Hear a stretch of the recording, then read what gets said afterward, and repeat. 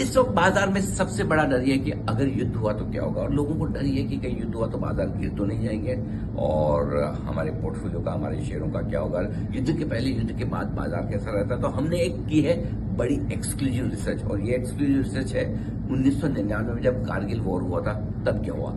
ये वॉर चला था 84 दिन, और इन 84 दिनों में आप दंग रह जाएंगे जिस तरह से बाजार ने प्रदर्शन किया। आप बिलीव नहीं करेंगे, युद्ध की शुरुआत से लेकर युद्ध के अंत तक सेंसेक्स एक तरफा तेजी दिखाते हुए 37% भागा है। जी हाँ, आपने सही सुना, 37% का रिटर्न सेंसेक्स में आया।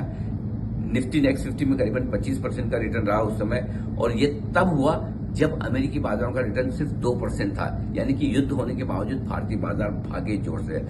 युद्ध के समय आमतौर पर सोने के दाम घटते हैं, लेकिन गोल्ड के दाम उस समय 11-12% घटे थे। यानी कि युद्ध के दौरान बाजार में तगड़ी तेजी बनती दिखी। ऐसा नहीं कि एक तरफा तेजी हुई, तेजी में बीच बीच में कुछ उतार चढ़ाव भी होते हैं। और 20 से 28 मई के बीच में 1999 में वो समय था 8 दिन का, तब बाजार करीबन उस समय 12-12.5% गिरा भी, लेकिन उन सब के बावजूद उसको रिकवर करके नेट 84 दिनों तक जो युद्ध चला, जिसमें 26 जुलाई को भारत ने पाकिस्तान पर जीत हासिल की, तब तक सेंसेक्स 37% बढ़ चुका था। इसके बाद क्या, युद्ध खत्म होने के बाद के भी बड़े इंटरेस्टिंग आंकड़े हैं। एक हफ्ते बाद 2.5% नीचे था, लेकिन एक महीने बाद वहां से भी सेंसेक्स 4.5% और बढ़ा, और 3 महीने में करीबन 5.5%। यानी कि युद्ध के समय और युद्ध के बाद पिछली बार तो सेंसेक्स की परफॉर्मेंस जबरदस्त रही, और इस परफॉर्मेंस में लार्ज कैप शेयरों का बड़ा हाथ था।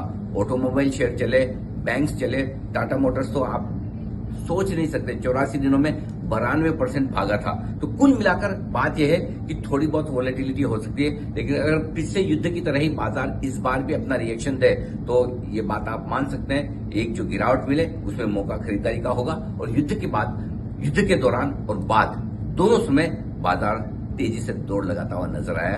आप भी अपने कमेंट लिख भेजिए, आपको क्या लगता है, क्या युद्ध के समय और युद्ध के बाद भारतीय बाजारों में तेजी होगी, और अगर किसी तरह की गिरावट होगी तो क्या आप खरीदेंगे?